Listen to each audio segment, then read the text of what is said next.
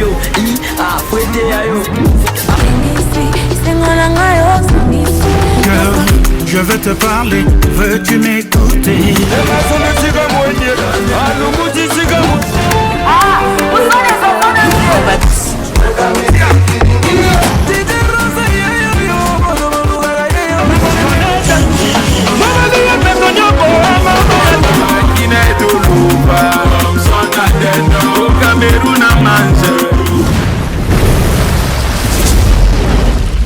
Mesdames, Messieurs, bonjour, bonsoir, tout dépend de l'heure à laquelle vous nous suivez. Vous connaissez le rendez-vous, c'est chaque dimanche à partir de 15h05 et les mercredis à 22h05 sur TPT+, la chaîne du moment disponible sur le bouquet Canal+, au numéro 7 et 571. En streaming sur Facebook, TPT+, la chaîne du moment, sur YouTube, TPT+, TV, via l'application chaîne TV. Mesdames, Messieurs, et comme vous le savez, c'est toujours un réel plaisir, sinon l'immense, d'arriver chez vous. Aujourd'hui, c'est un nouveau numéro, mais vous le savez, à chaque nouvelle émission, nouvel invité. Donc aujourd'hui, nous allons recevoir un invité, pas les moindres, parce qu'il a quand même une longue carrière et durant cette émission, nous allons aborder tout ce qu'il a fait. Notre émission connaît trois parties très essentielles, notamment l'actu, le moment où nous vous donnons des informations fiables qui ont marqué la semaine, puis la thématique, où avec notre invité, nous débattons sur un sujet. Parfois c'est un entretien autour d'une thématique proposée par l'émission. Et enfin, la partie divers, comme j'aime bien à le dire, le moment où nous nous disons tout avec notre invité, sans passer par le dos de la cuillère. Et tout de suite, on va faire place à l'actu et juste après, on va revenir pour la suite de notre émission.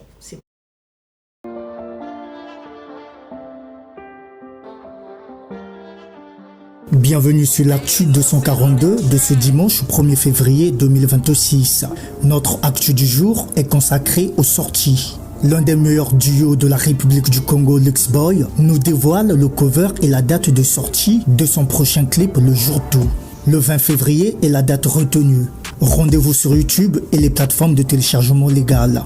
Une production signée Agence KTK. Superwoman est le prochain single de Blessing Billy. C'est à travers cette œuvre que l'artiste chanteuse signe son grand retour aux côtés de CJM Productions.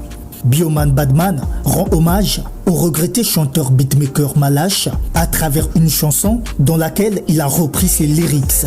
C'est une façon pour lui de témoigner sa reconnaissance envers celui qui a été sa plus grande école en tant que mentor. Paix à son âme. Danger est le nouveau clip de Segra Karl, le traumatiseur, disponible sur YouTube.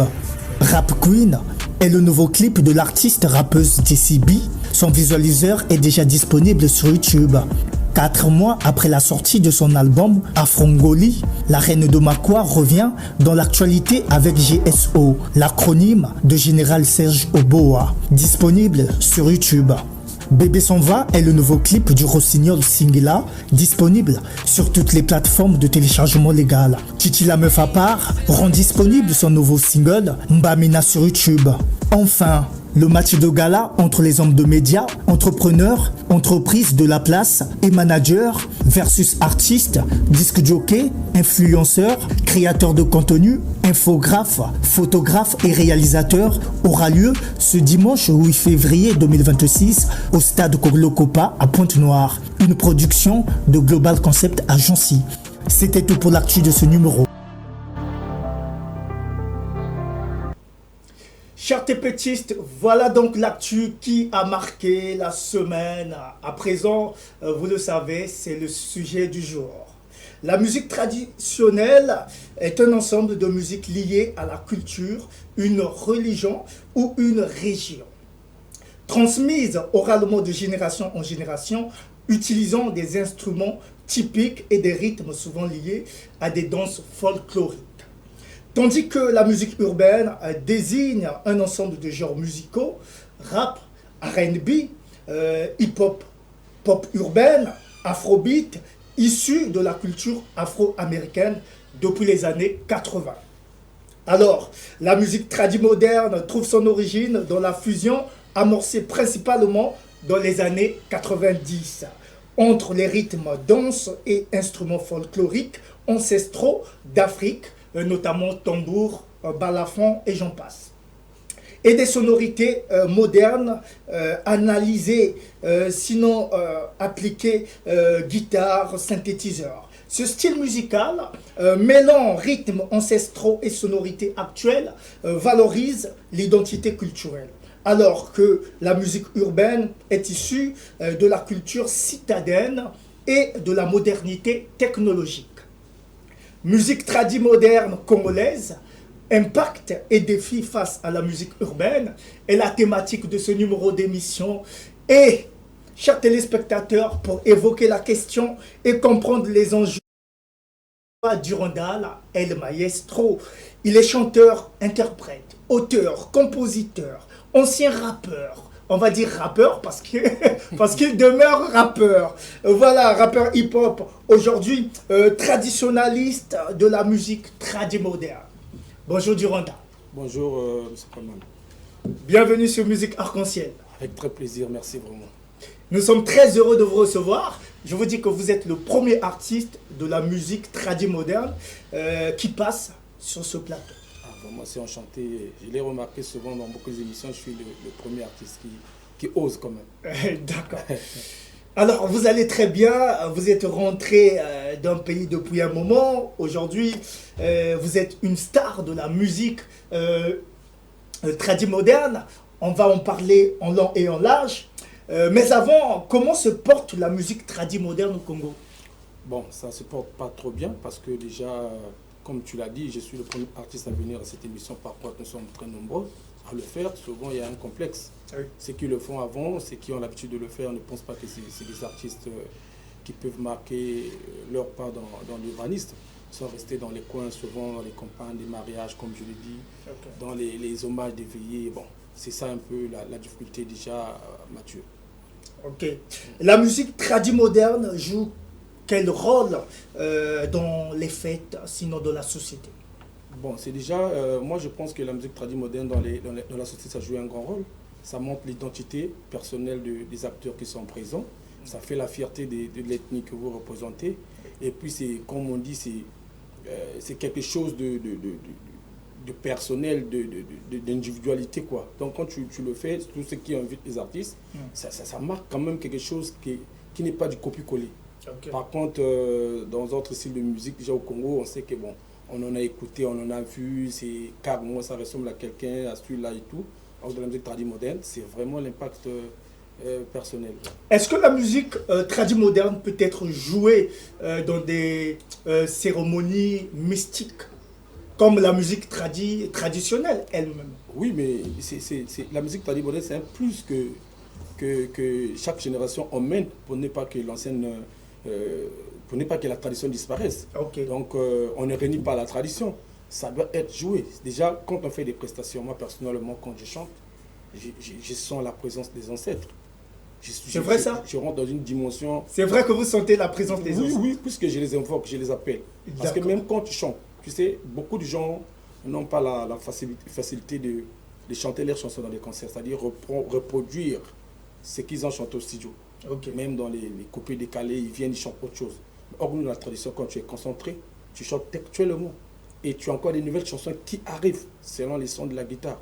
Tu vois, donc c'est le mystique qui règne qui est dans la tradition moderne. Parce que c'est vraiment la tradition en elle-même. D'accord. Une musique traditionnelle accompagne les fêtes, les rites d'initiation, de guérison. Est-ce semblable à la musique tradimoderne, en l'occurrence? S'il faut parler de rites, voilà, les rites d'initiation. Ouais. Je sais que la musique traditionnelle, on n'a pas des instruments qu'on peut dire technologiques. Non. Oh, tout est typique. Non. Je dirais pas ça. Traditionnel? Je dirais pas ça. Tu sais, la musique traditionnelle, c'est déjà la façon de chanter, la danse que vous employez, l'habillement. C'est ça qui fait tradition. Mais les instruments? Mais les instruments, on utilise les mêmes instruments. On apporte un plus. Par exemple, chez nous, dans le Muntuta, ce que je fais, Avant, les ancêtres, les anciens ont fait avec le ngofi. Ok. Le ngofi, c'est un instrument traditionnel. Oui. Vu qu'il n'y a pas des acteurs pour jouer ce genre d'instrument, parce que les gens ne veulent pas prendre. Aujourd'hui, moi, dans mon groupe, j'ai Gayoman qui utilise des synthés, le gros piano. Mais là, vous avez modernisé les choses. Oui. Mais voilà. Mais s'il faut parler de l'authenticité de cette musique, par exemple, moi, je n'ai jamais vu, au cours d'une cérémonie initiatique, qu'on utilise une guitare. Ça dépend de musique traditionnelle, ça dépend des circonstances. Moi, personnellement, je suis dans la tradition moderne, on utilise tout, mais ceux qui sont dans la tradition aussi, parfois ils utilisent des tambours, c'est traditionnel. Oui. Mais il y en a d'autres qui utilisent des guitares, par exemple les Kintueni. Ok. Ils ont leur guitare, les Nchawa aussi, ils ont leur propre guitare, mais ce sont des guitares traditionnelles. Mais du moment quand ils vont au studio, les studios qu'ils utilisent pour les enregistrements, c'est des trucs typiques, totalement urbains. Il y a toujours des accompagnements, des trucs urbains à l'intérieur pour donner la beauté de la chose. La guitare basse qu'ils utilisent, c'est la guitare basse typiquement urbaine. Bon, maintenant, la base, moi je pense personnellement, durant les maestros, je dirais sur ce plateau que tradition moderne, c'est le plus que nous on a emmené du côté tradition, pour que la tradition ne disparaisse pas. Parce que chaque génération, on doit avoir un langage pour communiquer, pour faire plaisir aux gens. Imagine, moi j'ai emmené le rap dans mon style. J'ai emmené les minutes, parce que souvent la musique traditionnelle moderne, même que tu vois à côté du Nord, c'est 50 minutes, c'est 30 minutes, c'est chanter politique, chanter les noms des gens. Mais moi, dans mes textes, j'ai des messages. Je suis calé dans 4 minutes, 3 minutes, je chante une chanson. Tout est structuré, tu vois.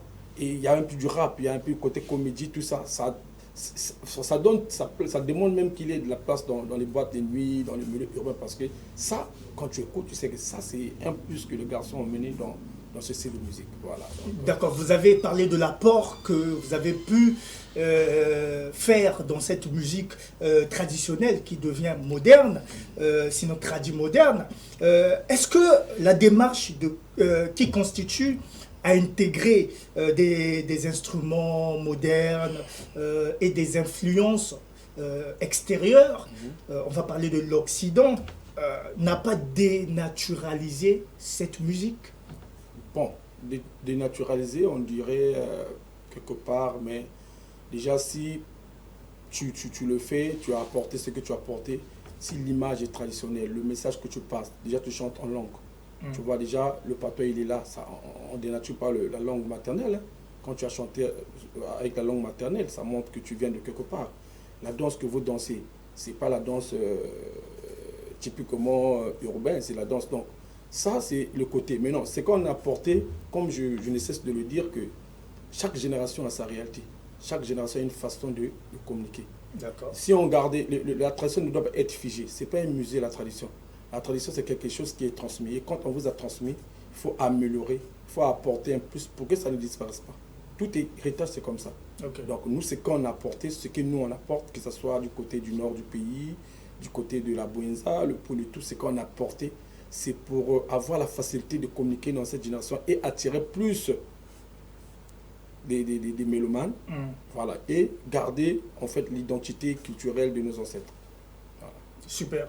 Cette musique moderne a commencé à se développer dans les années 90, portée par plusieurs groupes. On va citer comme ça BBGM, on va citer Banbician, on va également citer TH Musica, qui a fait fureur pendant une longue période. Peut-on dire qu'il y a eu des avancées significatives ou bien il y a eu un recul? Bon, moi je dirais qu'il y a eu un grand recul parce que déjà moi quand je sors de ce pays pour aller représenter le Congo déjà chez eux, en Afrique, dans l'Afrique partout en dehors du Congo, on appelle ça la musique moderne d'espace traditionnel. Et par contre, chez nous, il y a eu de grands artistes qui sont inspirés de la tradition. Par exemple, Afaran Sena, Tidjane Mario, c'est des gens qui sont inspirés de la tradition. Ils ont créé leur signe vocalisation, mais ils parlent moins de la tradition. Ils parlent plus du côté urbain parce qu'ils sont aimés dans l'urbanisme. Tu vois? Et moi, quand je sors, je parle plus de la tradition, bien que ma musique est tradie moderne. Donc, j'ai senti qu'il y a eu beaucoup de recul parce que ceux qui ont commencé avant, ils ne sont pas rentrés dans le critère urbain. Ça veut dire de prouver que la musique n'a pas de frontières. La musique n'a pas de couleur. La musique, elle est la musique. Peu importe le style que tu fais, c'est une musique. On doit être au même pied d'égalité. Tu vois? Donc, c'est ce combat-là qui n'ont pas mené nos grands. qui ont œuvré. Et bon, c'est sûr qu'ils sont entendus que, bon, surtout que c'est une musique qui sont utilisées dans les campagnes politiques, comme je vous ai dit, dans les mariages. Bon, et ils attendaient, ils pensaient que ça limitait la offre. C'était une musique qui pouvait être au-delà. On a vu avec les tambours de Brazza. Les tambours de Brazza ont fait la musique tradimoderne. Ils ont modernisé la tradition avec les tam-tams. C'était même purement traditionnel, côté danse. Ils ont même eu un peu du scénario à l'intérieur. Mais après, ils ont fait le tour du monde. Mais ils n'ont pas parlé. Bon, moi, je me dis qu'ils n'ont pas combattu pour les autres pour dire que peu importe la musique, partout vous irez, c'est la musique. Et reste la musique, on porte les mêmes cartes d'artistes, on rentre dans les mêmes studios, on peut faire les mêmes interviews, on peut participer dans les mêmes compétitions pour gagner des titres et tout. Mais ils ont mis un pont, comme si les autres étaient des artistes musiciens, les autres étaient des chanteurs du village. Voilà. Donc pour moi, ça a donné un recul. Bien que nous, on s'est inspiré d'eux, ça nous menons dans cette génération de faire comprendre à tout ce monde-là que ce soit les médias, les événementiels, les festivals de musique, tous, on peut avoir notre catégorie et tenter à combattre avec les autres. Vous avez parlé de l'adaptation. Si la musique tradimoderne préserve l'héritage et urbaine domine sa popularité, que serait votre conseil à l'endroit de ces pratiquants? Bon, le conseil que je dirais déjà, d'enlever le complexe, d'être toi-même, de s'imposer, d'être fier de ce que tu fais. Parce que dans toute la musique, quand tu le fais, c'est pour donner du plaisir à des gens et se faire plaisir. C'est comme un match de foot. Tu peux jouer Moana Foot, tu peux jouer la Ligue des Champions, tu peux jouer un championnat professionnel. Le même plaisir que les autres on a, c'est le même plaisir que toi si tu trouves en pratiquant ces genres de sport. Donc c'est comme nous dans la musique. Les conseils que je vais leur dire aujourd'hui, déjà il faut pas qu'on cache la face, qu'on soit un peu timide pour dire, parce que moi j'ai vu Fally, hein. Fally a fait beaucoup d'hits, mais là où il a inculqué la tradition, ça lui a fait avec le titre 207. Tu vois, c'est ça. Nous aussi, même ceux qui font, on a vu Roga Roga, grand prêtre Lopadaire que je salue dans cette émission. Il a fait beaucoup d'albums, mais quand il a fait beaucoup, il a montré vraiment l'identité de la tradition. Ça lui a donné des choses, sans oublier Kevin Mbouandé. Donc, tous ceux qui font la musique tradimoderne, on n'est plus dans le temps d'être complexé pour dire « Ah, moi, on va me critiquer parce que je chante au patois, moi, on va me critiquer parce que je danse. » Non, tu fais ta musique, tu fais ta promo comme les autres, tu t'imposes. Tu te postules dans des festivals, tu vas là où les autres sont là, et avec ton accoutrement, si l'autre est là, il est je ne sais pas quel musicien, toi aussi tu es le musicien. Au même peu d'égalité, tu verras que ça va aller de l'avant. Ils nous craignent parce que nous, on a l'originalité. Ils savent qu'ils peuvent jouer leur musique, mais nous aussi, si on arrive dans un même festival, nous, on dame notre musique, les gens vont plus nous apprécier, les Blancs vont plus aimer ce qu'on fait, parce qu'on n'a pas triché. D'accord. Et aujourd'hui, à Pointe-Noire, on a tendance à remarquer qu'il n'existe presque plus les groupes tradimodernes. Quand je parle de l'inexistence, je ne fais pas allusion à ne pas répéter, mais plutôt d'être visible. Combien sont des groupes qu'on peut compter aujourd'hui à Pointe-Noire? Moi, dernièrement, j'étais à une émission. On m'a posé cette question en disant qu'est-ce que je suis en train de voir pour la musique tradimoderne. J'ai répondu que pour moi, en 10 ans, il ne devrait plus exister de groupes, sauf que moi. Pourquoi je le dis? Parce qu'aujourd'hui, ces gens-là, ces artistes-là ne répètent plus. Ces artistes-là viennent dans des événements quand il y a de l'argent. Ils mettent l'argent devant. Quand il y a un événement, le président arrive, le président de la République, ils savent qu'on leur a inséré leur nom. Le cachet peut être, je ne sais pas, 1 million ou 2 millions. On leur donne 300 000 et parce qu'à la fin, il va gagner 5 000. Donc, le côté artistique, ils ont enlevé. Ils ont été désespérés. Parce qu'ils se disent que cette musique, on ne voyage pas. Ils ont toujours mis l'idée que bon, les autres ont des maisons, ils ont des fétiches, il y a des histoires de neuf. On invente tout pour nous faire reculer. Donc les groupes, pratiquement, ils n'ont plus de QG. Et sans répétition, sans travail, sans QG, vous ne pouvez pas être la lumière. Sauf que vous rencontrez, à chaque événement, vous vous rencontrez, on vous donne ce qu'on peut vous donner, après vous disparaissez. Il n'y a plus la communion. Donc moi, je dirais que et déjà, d'ici là, il y a ça. Bon, déjà, d'habitude, les groupes tradimodernes, c'est des groupes qu'on appelle quand il y a des événements où l'argent sort. Mais s'il y a des événements où on va aller sans un cachet, tu ne verras pas des gens accepter d'aller danser. Surtout les femmes, c'est sa femme mariée, ce ne sont pas des artistes, ce sont des gens qui viennent danser. Les artistes qui chantent, c'est des gens qui viennent parce qu'il y a un cachet. Voilà, c'est la difficulté. Existe-t-il une organisation qui réunit les artistes tradis modernes ici à Pointe-Noire? Oui, j'en ai connu un, personnellement. J'étais même membre. Mais ce que j'avais remarqué, c'est plus dans le côté, comme je vous l'ai dit, coutume, tradition, rester dans les histoires là. les réunions tous les jours font mener de l'argent. Or, aujourd'hui, on a besoin, moi personnellement, je suis en train de travailler pour que un ensemble tradit moderne soit un orchestre, avec les conditions d'un orchestre. Ça veut dire, les jeunes, les artistes se lèvent à la maison le matin, il faut qu'ils aillent travailler. Donc, aux répétitions, on travaille, on répète, on danse, on apprend des chorégraphies. On n'attend pas que demain on va les jouer. On travaille tous les jours jusqu'à ce qu'un producteur arrive, des contrats arrivent, on va prester et l'organiser comme ça. Donc, pour moi, c'est ça. Donc, j'ajoute ça aujourd'hui pour dire que... Vous avez quitté l'organisation? Non, j'étais obligé de quitter l'organisation. Parce que vous êtes là, on vous parle, s'il y a un groupe qui veut venir, un groupe tradit moderne, on met votre nom, s'il y a l'argent qui tombe, ils prennent, ils n'incitent pas les répétitions, vous ne modernisez pas la chose, c'est toujours resté, il y a quelqu'un qui vous gère, qui n'apporte rien dans l'orchestre, et puis bon, c'est vraiment insensé. Ce ne sont pas des artistes, comme on le dit, que des artistes musiciens qui travaillent pour réaliser un rêve. Parce que la musique, tu dois travailler pour réaliser un rêve. Donc, moi, j'ai fait le clip Chargeur universel qui passe dans vos chaînes. Pour moi, je me dis, ce clip-là peut faire 1 million de vues. Ce clip-là peut gagner un titre. Ça peut aller dans les compétitions où beaucoup d'artistes sont là pour le titre du meilleur clip. C'est ce genre de rêve. Mais avec les organisations, on ne parle pas de ça. On te parle seulement, bon, dans 2 mois, il y aura les élections présidentielles, on va donner votre nom là-bas, on vous appelle, vous allez faire les campagnes, on vous donne temps, nous on attend, il faut emmener de l'argent. C'est une mauvaise politique. Mais c'est une mauvaise politique quand on veut que la culture puisse évoluer. Dans les années passées, ça pouvait passer, mais maintenant, là, on a compris que les artistes doivent vivre de l'art. S'il y a des organisations, c'est savoir comment ils vont percevoir les droits d'auteur, comment est-ce qu'ils vont faire des collaborations avec les autres, comment est-ce qu'ils vont gérer cette patrimoine que les ancêtres nous ont laissé. Mais si on vient seulement parler, bon, il y a l'argent qui va tomber, on va prendre une partie, toujours l'argent, on ne va pas évoluer. Déjà même les textes, on ne va pas rester là à chanter les noms de quelqu'un tous les jours, non. On doit faire de l'impact dans la société. On doit écrire des textes, on doit imposer, on doit rêver en fait. Okay. Voilà. Est-ce que vous avez toujours des mécènes qui vous accompagnent, qui vous soutiennent? Bon, cette question-là, pour moi, je me dis, ils vont arriver. Ils vont arriver un jour. Parce que moi, je viens de là. Okay. Je suis un promoteur culturel. Vu mon parcours, je ne vais pas parler de moi, mais j'ai été quand même quelqu'un qui est organisé. On va en parler. Sans attendre quelque chose de retour. Mais ça, je ne me suis pas démoralisé en faisant ça. Et quand je suis dans mon game-là, j'essaie de faire des choses moi-même avec ceux qui soutiennent. Parce qu'ils hésitent aussi. Les mécènes, c'est des gens qui attendent que l'artiste soit quelqu'un qui va apporter pour qu'il vienne gagner. C'est-à-dire qu'il va investir, à la fin, il est rassuré qu'il va gagner quelque chose. Avant, j'entendais parler des présidents tel, même dans des chansons, des dédicaces à l'endroit de ces prêtres-là. Ils existent toujours? Ils mettent toujours la main à la pâte? Bon, chacun ses présidents. Moi, déjà, avec mon combat, avec mon rêve, avec ma vision, je ne peux pas avoir de président brouillard parce que moi-même, je suis quelqu'un qui me connaît. Okay. Mais j'ai un président, par exemple, qui a aimé mon projet, qui a apprécié mes clips. Il a vu la qualité des clips que je faisais, la vision. Il s'est rapproché de moi, il m'a invité.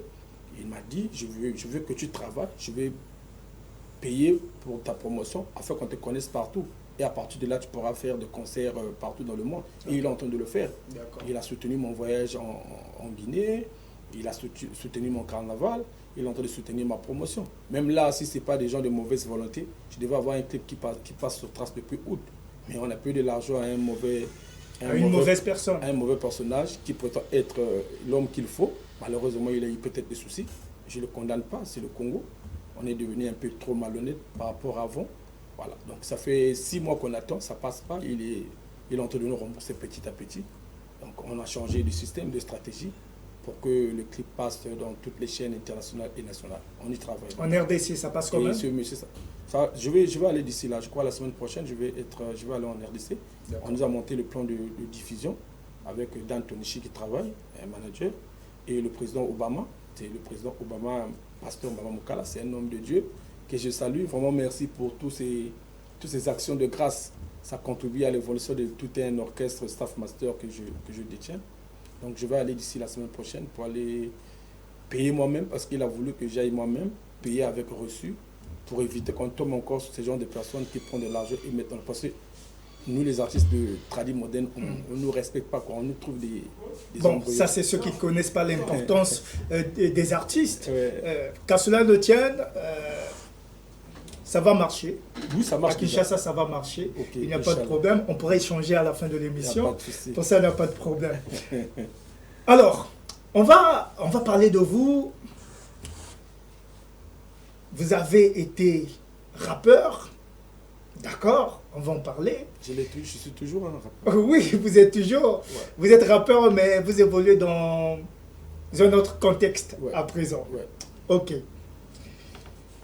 Quels sont les défis à relever face à la musique urbaine? Déjà, moi, je pense qu'on doit poser ce respect-là à considération. Okay. C'est le premier défi majeur.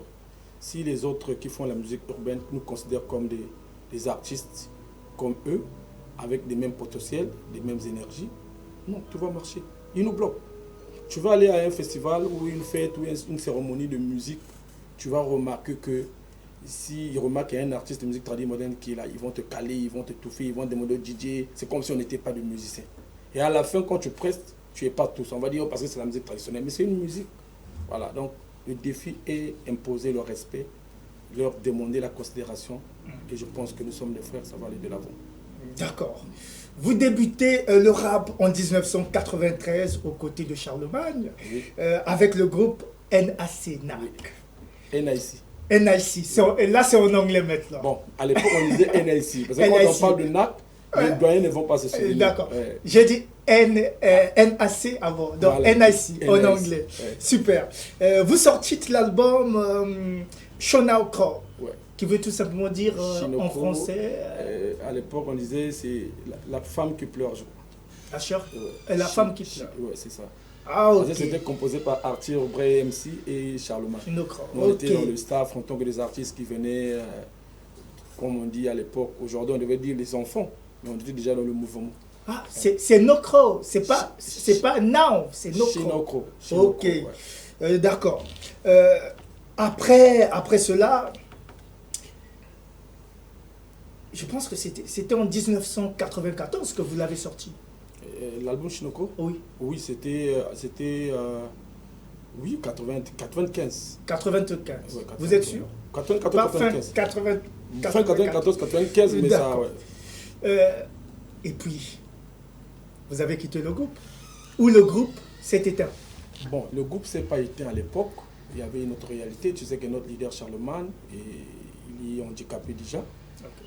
Et lui, il était quelqu'un qui était brillant, qui formait. Tout le monde est passé par là-bas, en collaboration, que ce soit Achille Mwebo, paix à son âme, Alim l'a dit, tout le monde venait le voir.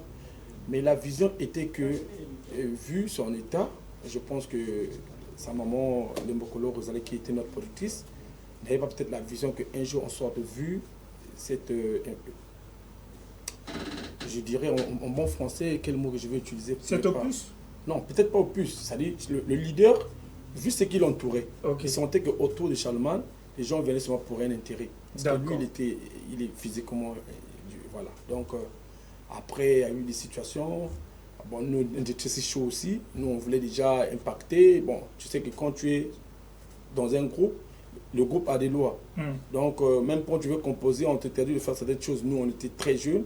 Moi, à l'époque, j'avais 15 ans, 16 ans. Donc, j'avais déjà envie de faire quelque chose. C'est là où j'ai rencontré un ami, Adam Loïc, qui est mort en Côte d'Ivoire aussi, père à son âme. Et Adam pense que, vu, il fallait qu'on aille en ville à chaque fois, 36-15 à l'époque, faire des prestations. Et ils ont créé leur groupe Freeboz. C'était d'abord ce système avec Papi Soul. Okay. Et moi aussi à Vungu, tellement que le clip Shinoko nous a donné un peu le buzz à l'époque. On passait à la télé Pointe-Noire. C'était vraiment des stars à l'époque. Avec le rêve américain, on s'est dit, ah, donc moi je ne veux plus être derrière quelqu'un. Moi, je veux déjà être moi-même rappeur. Je rencontre mon ami Medimai.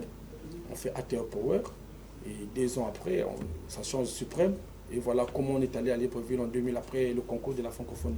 Et à l'époque aussi, on a fait des projets avec Pepe Oudji de Metropolis, avec les Chap Joe, avec les Rav Kulaz, avec les Bodeman. Il y avait plein de projets qu'on a eu à faire, mais le rêve était de sortir.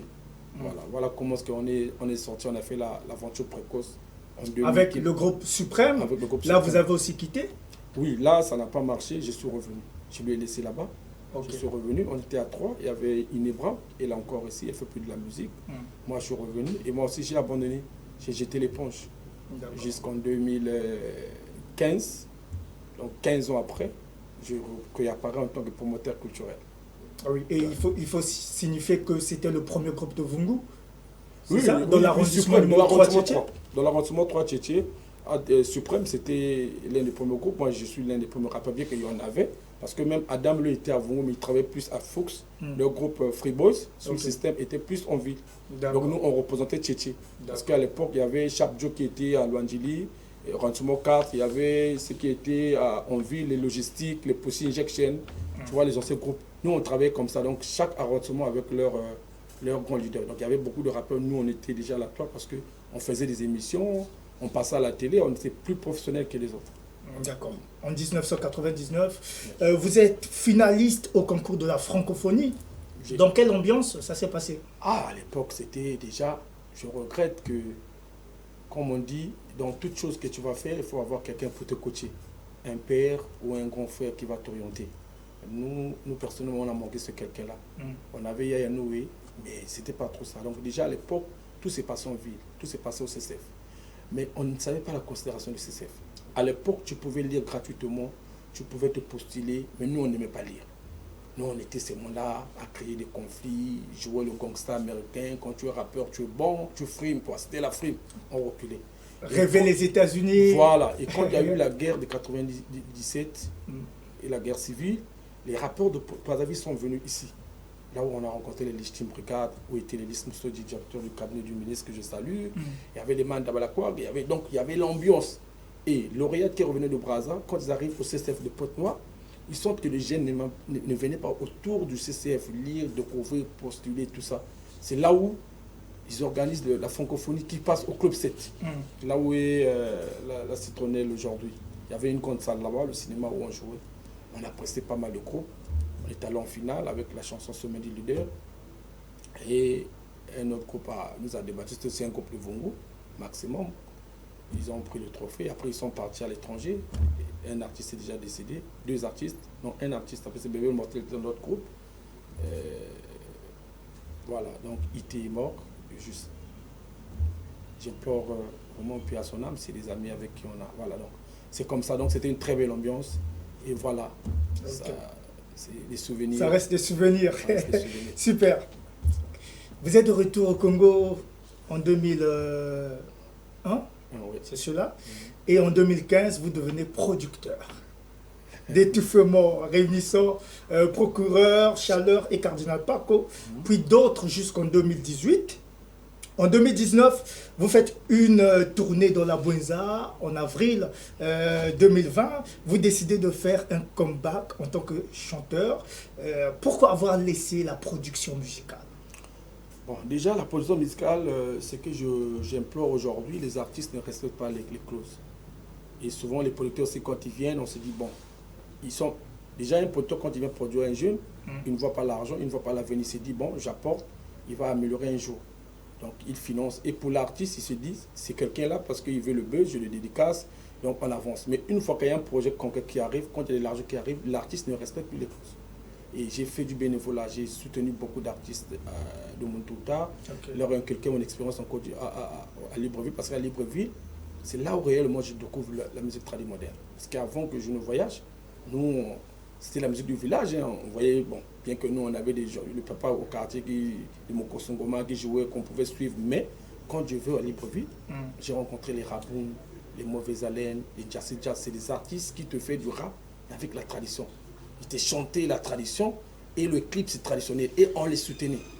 Et là déjà, je remarquais que l'œuvre d'un artiste tradit moderne est vendue à 25 000 à l'époque, mais l'œuvre de musique urbaine, Congo-Brazzaville, à Mambouet, c'est 100 francs, 200. Tu vois, il y avait un... Quand je reviens, je me dis, cette musique-là, je peux la transformer. Comme je ne peux plus faire de la musique, je me suis dit que moi, je n'ai pas la place pour être une grande star parce que j'ai joué là où les autres ont pu... voilà. Donc j'inculquais à mes artistes que j'ai rencontrés, on commençait par Union des Stars, j'ai donné des idées, on a travaillé, dès que le truc est sorti, ils sont partis où? Ils n'ont plus même plus revenu, ils ont commencé à trouver leur contrat, de créer des polémiques et tout, que tu as bouffé de l'argent. J'ai encore pris un autre groupe, les Trois Apôtres des Papialins, j'ai fait Kikot Kamugoyav, c'est la même chose. J'ai voulu laisser, et là où j'ai rencontré un ami, Gislain Maleka, qui est en Espagne, qui était ici là sur des situations de famille, il m'a dit, ah, mais moi j'étais connu en France. Ta chanson que tu as produite là, ça fait fureur là-bas, tu as gagné. Je dis, je vais gagner comment? Je ne connais même pas comment est-ce qu'on envoie la musique en France. Il me dit, non, cette musique, on l'a vendue. 10 € dans les fêtes des Congolais. Mais qui vendait? Je ne sais pas. Il me dit, ah, il faut que tu insistes à faire parce qu'un jour tu pourras gagner. Et il me fait rencontrer Sidak Masoka, qui a son âme. C'est ce monsieur qui m'a conseillé, qui m'a parlé, qui m'a dit que tu étais proche du but. Donc, continue à aider les artistes. Je soutenais. Lui aussi, il me soutenait de son côté, à faire de la promotion, à mettre sur le streaming, parce que nous, à l'époque, on ne peut pas avoir une page YouTube. Tout se faisait en France, c'était un peu difficile. Alors, les artistes, dès qu'ils trouvent le nom, ils ne te disent même pas au revoir. Ils te créent un litige où, c'est-à-dire, tu es humilié. Et puis, les gens qui critiquaient même au départ, quand l'artiste prend de l'ampleur, ils deviennent l'ami de l'artiste. Ils encouragent. Alors, ce qui m'a fait plus mal, Coleman, bon, je le dis à chaque émission, les gens diront peut-être un jour autre chose, mais à la mort de mon fils aîné, j'ai vu ce monde que j'ai soutenu me tourner le dos. Dommage. Voilà. Ils ont montré le caractère qu'on a toujours eu. Et voilà comment ils ont fait des réunions. Ils ont décidé que même dans mon activité, ils ne peuvent pas venir, que je suis plus de l'heure. Et un jour, le bon Dieu me dit, fais ce que tu aimes, je vais te bénir, pour que tu te défendes mieux. Parce que sans faire de la musique, tu ne vas pas te défendre. Vu le conseil que Sidak m'a donné, et je me suis défendu, je suis rentré dans l'arène. Voilà. Ok, vous êtes rentré, c'est très bien. Vous participez au festival Sika au Gabon. Vous sortez des morceaux qui rassurent tout le monde, des bons morceaux d'ailleurs. On va regarder une petite vidéo qu'on a pu garder, que nous allons proposer aux téléspectateurs. C'est au Gabon, pendant le festival Sika.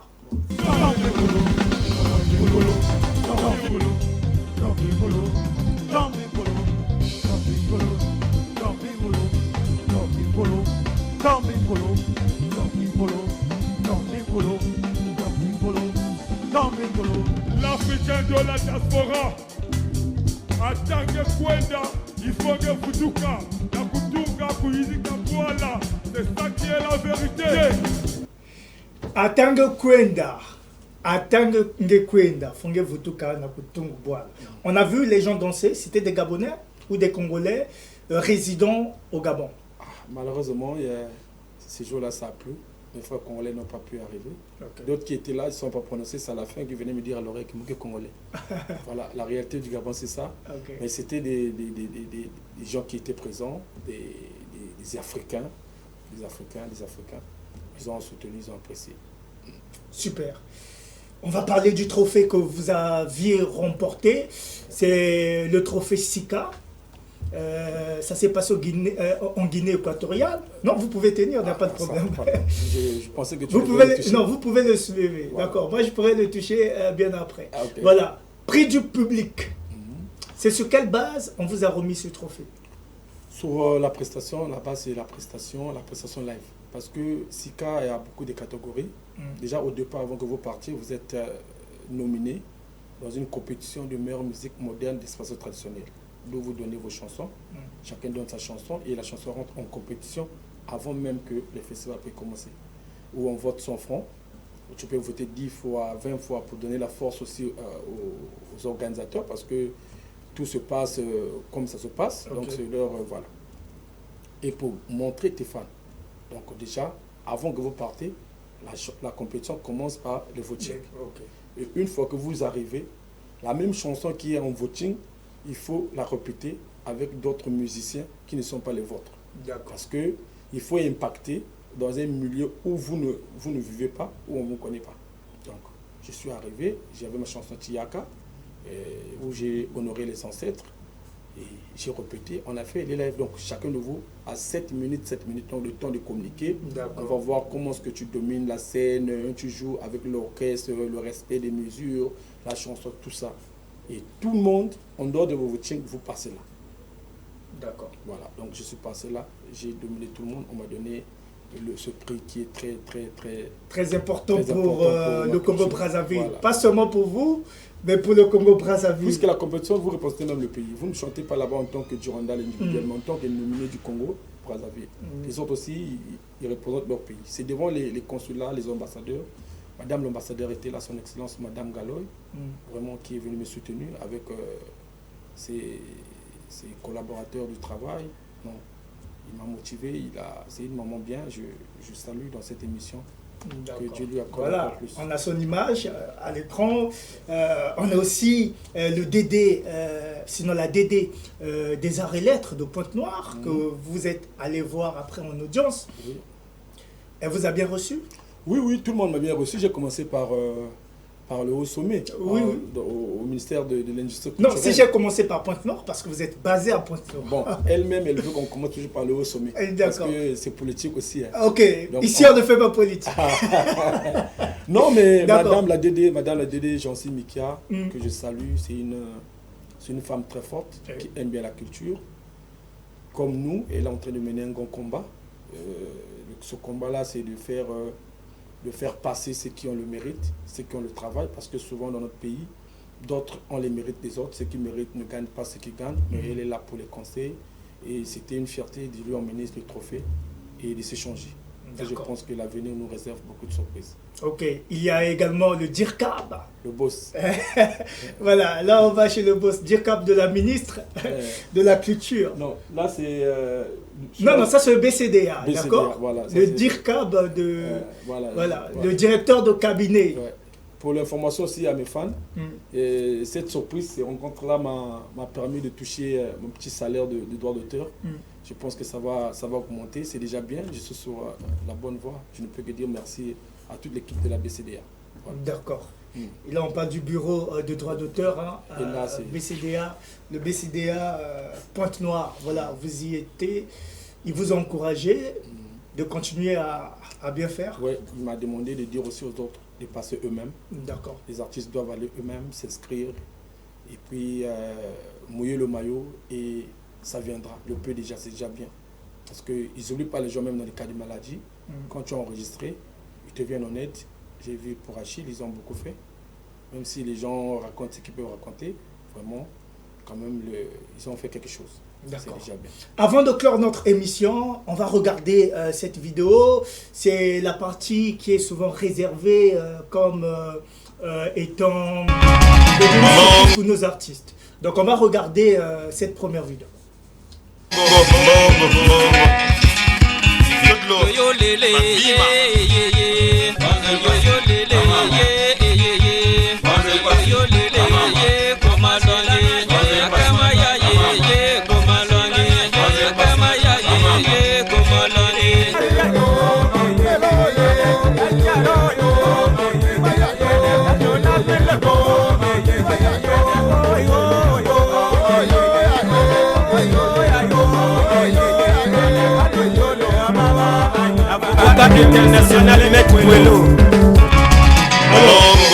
Est-ce que vous reconnaissez ces deux groupes? Oui.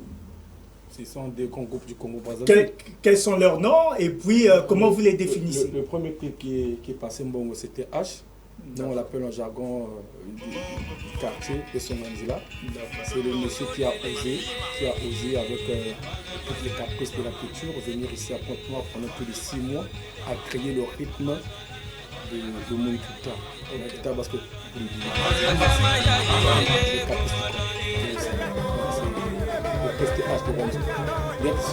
c'est ça le deuxième groupe, c'est Kebo Kéré.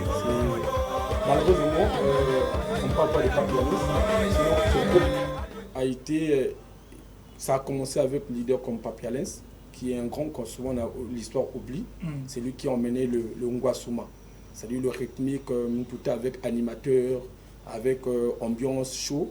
Et comme c'était quelqu'un qu'on avait invité dans le groupe Kebo Kéré pour être leader, c'est pas lui qui a créé. Il était parti pour créer son propre orchestre, Kolkansi. Et voilà que Kebo Kéré a eu d'autres leaders derrière où je reconnais la voix de Mermer. D'accord. On va éliminer un groupe et garder l'autre. On va éliminer un groupe et garder l'autre. J'élimine le deuxième groupe, je prends le premier TH, parce qu'ils ont osé, comme moi je suis en train de faire aujourd'hui, dans un monde où il y avait Extra Musica, il y avait Regardez Mavungu. À l'époque, il y avait beaucoup d'artistes. Lui, il est venu pour imposer un rythme. Et la chanson a fait le buzz dans tout le Congo. Et j'ai vu même que Kevin Mbwana aussi avait pris une partie de son album chanté. Okay. Voilà. Le regret est que je ne sais pas s'il s'est organisé pour produire son œuvre à la SACEM. Sinon, aujourd'hui, il devait avoir une très belle vie. Voilà, donc je garde le premier groupe TH. D'accord. Une dernière vidéo.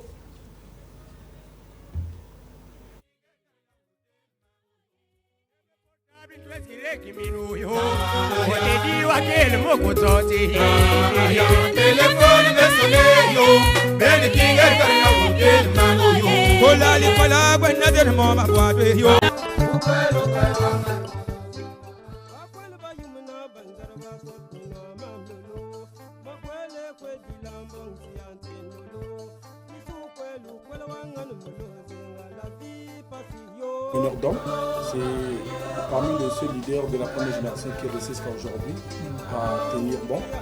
Il a un orchestre, il est structuré, il a ses musiciens, il travaille et tout. Il a besoin d'une assistance de tout le pays, parce que moi je me dis parfois il est un peu négligé, il n'a jamais fait de FESPAM. Okay. Voilà, donc c'est qu'un artiste qui subit l'injustice qui règne dans le monde musical. Voilà. Et maintenant le deuxième groupe, Moudacho, c'est un leader qui est pour le village. Il a laissé son orchestre à un jeune frère, et c'est César Kombilelo. Je pense qu'eux aussi ils ont besoin de soutien, en fait de structurer, parce que Adjané n'est pas structuré comme Joe Mambou. Okay. Ouais, c'est un orchestre avec ses éléments. Si aujourd'hui il y a un événement, ils peuvent se retrouver. Mais quand je parle de structure, que j'ai joue de répétition, un projet, tout ça, non, je dirais non. Voilà. On élimine quel groupe? Quel artiste? On élimine le groupe de Moudacho parce qu'il lui-même est au village, Adjané Musica. Je garde Joe Mambou parce qu'il est là. C'est mon potentiel adversaire dans le futur, parce que okay. Je voudrais bien que Lucie est là, moi je suis là, et puis on s'affronte. Okay. Parce qu'il m'a beaucoup inspiré. Super. Qu'est-ce qu'on peut retenir de l'artiste Durandal El Maestro? L'artiste Durandal El Maestro, c'est quelqu'un qui a emmené ce plus qui manquait dans la musique traditionnelle moderne. Déjà côté média, interview, le professionnalisme. C'est quelqu'un qui n'est pas complexé d'autres artistes, qui fait son boulot, qui pense qu'il va gagner dans la musique, il va faire de grandes choses comme font tous les musiciens. Voilà, donc je suis la lumière de cette musique. Voilà, en 3 ans que je suis revenu, j'ai ce beau trophée qui prouve que s'il y a un concert live, je suis prêt et je vais faire égayer les mélomanes qui seront présents. Voilà. Et les projets à court terme? Bon, déjà là, le tour média a commencé. Les projets sont là, full, mais on ne doit pas être pressé, on doit structurer, on doit savourer notre victoire. Moi j'ai dit en 2025, et ce que j'ai retenu en 2025, tout ce que Dieu fait est bon. Donc l'année là, on suit ce que Dieu nous a préservé, en commençant à passer dans des émissions, faire la promotion de ce qu'on a proposé. On a le volume 2 de notre Épingué Tour, qui veut dire Étoile Mère, c'est ce streaming. C'est des chansons à découvrir dans ma page YouTube, ma chaîne YouTube, Durandal El Maestro officiel, et sur ma page Facebook. Donc, en dehors de ça, on va continuer notre tour média partout à Brazzaville, à Kinshasa. Et je pense que d'ici la fin de l'année, je vais annoncer une date d'un grand concert. Et je pense que ce grand concert, là, ça sera le début du commencement de quelque chose de ouf. Ça sera mémorable, là. Voilà. On va terminer avec votre clip. On vous dit merci d'être passé. Non, c'est moi qui vous remercie avec toute l'équipe de TPT+. Je viens d'apprendre, avant c'était Télé pour tous. Là, on m'a dit, c'est tout pour la télévision plus. Voilà. Vraiment, ma tonne mine. Merci beaucoup, chers téléspectateurs. Vous comprenez que nous sommes au terme de notre émission Musique Arc-en-Ciel, la différence. Cependant, nous vous disons grand merci de toujours nous soutenir. Merci d'être toujours là, à nous encourager. Je vais remercier l'équipe qui m'a accompagné. NG La Merveille était à la réalisation de cette émission. Que veut le différent Maître Paille à la programmation. La supervision a été assurée par Madame Rika Chela Oko. Excellent week-end à son Excellence Job Aladi, David Altati, le président Juvel Merrill, Royal Events. Je n'oublie pas de souhaiter un excellent week-end au président Christian Amebi Wapejo Boss, sans oublier Flavien Gimbi, seigneur de Londres. Colo Histoire, on est ensemble. Allez, on vous dit au revoir et on vous laisse avec ce beau clip. On se retrouve le dimanche prochain et le mercredi à partir de 22h05 pour la rediffusion. Allez, ciao. J'ai dit pop. Cette fois-ci, Moussos Moussaka Moumako. Wow, Nissan Bimbungrime, Mombong Zamalou. Avec ma chargeur universelle, et que tu n'as jamais causé la faute nanga.